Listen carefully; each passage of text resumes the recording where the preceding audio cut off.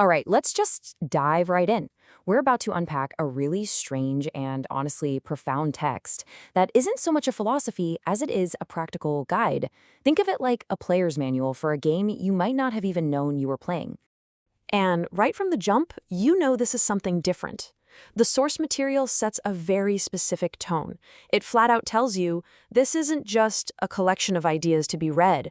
It frames itself as a direct transmission, like something being broadcast, that's meant to be received and decoded. And here it is. This is the central hook. The whole premise is that our reality isn't just something that happens to us. It's a text that we're supposed to be actively reading. The world is a system of symbols, and if you can learn the language, well, you can start to understand the message. So let's get into the foundation of this whole worldview. What does it actually mean to be living inside what this guide calls the simulation? Now, when you hear simulation, you're probably thinking of some sci-fi movie, a big computer program. But this definition goes way beyond that. It describes the simulation as a system that responds directly to, well, to us. Our emotions create our perception reinforces our beliefs, and our beliefs actually attract events. It's one big, interactive, self-correcting loop. And this just brilliantly sums up our role in all of it. Our inner states, what's going on inside our heads, they aren't just reactions to the world. They're active inputs. They help write the code. Our beliefs, our fears, even our biggest dreams, they are literally shaping the fabric of the reality being rendered all around us. Okay, so if we're in a simulation, then what are we? This is where the text makes a really crucial distinction between the character we're playing on the screen and, the one holding the controller. This is a huge concept to grasp. The avatar is the self we all know. It's our body, our name, our job, our memories. But the signal, that's the deeper part. That's the silent observer behind your eyes, the one who's just witnessing everything. The guide calls it the soul's resonance, the part of you that isn't defined by the script of your life. So, you might be wondering, why don't I feel this split all the time? Well, according to the text, the system is designed for total immersion. Things like social conditioning, the daily grind, trauma, they all act like a kind of encryption, scrambling that signal, making us forget we're the player and identify completely with the character.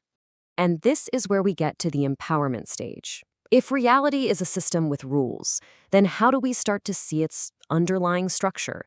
How do we learn to actually read the code? I mean, that's the essential question, isn't it?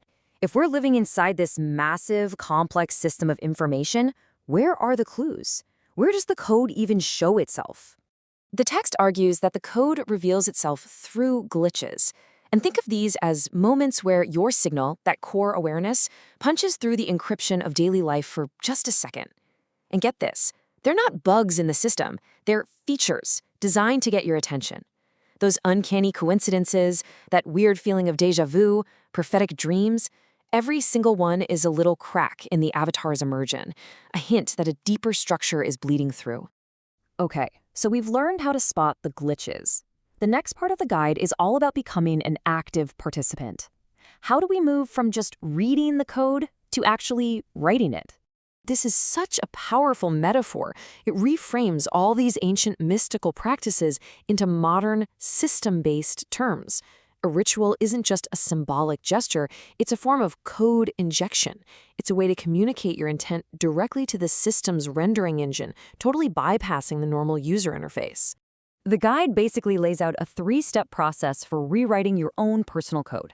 First, you have to identify the limiting story you're currently running on a loop. Then, you perform some kind of symbolic act to break its hold over you. And finally, you consciously introduce a new story, a new command for the simulation to execute in your life. Now, this opens up a fascinating and maybe even a little unsettling question. If some of us are players, what about everyone else?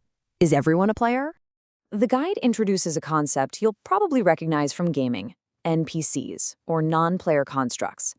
They're described as scripted beings, generated by the simulation, just to populate the world and stabilize the narrative.